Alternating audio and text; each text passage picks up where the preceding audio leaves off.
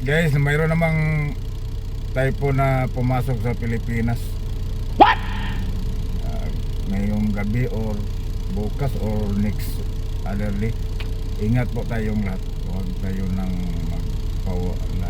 si Lord lang nagkalam sa lahat.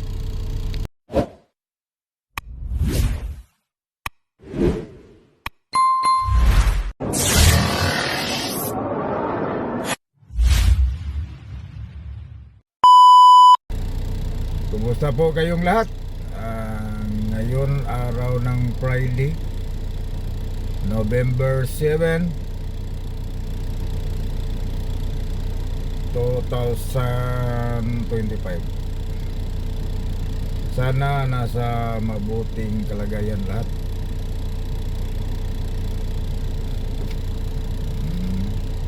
Pero yung bad news naman dito sa lalo na sa Pilipinas, mayroon namang typhoon na dumarating daw, pero hindi pa sure anong oras maglandfall, ngayong mamayang gabi or next other day. What? Hindi lang ko sure. Ingat lang po tayong lahat, lalo na yung mga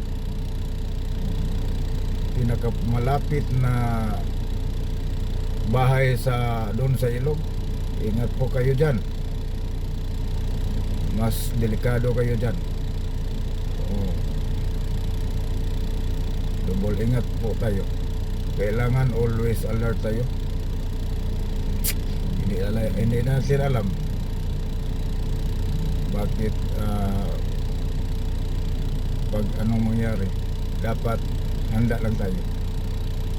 Hindi tayo magpadala ng ano, ibig sabihin aratol. Hindi tayo magpadala ng ano Tagalog ng ratol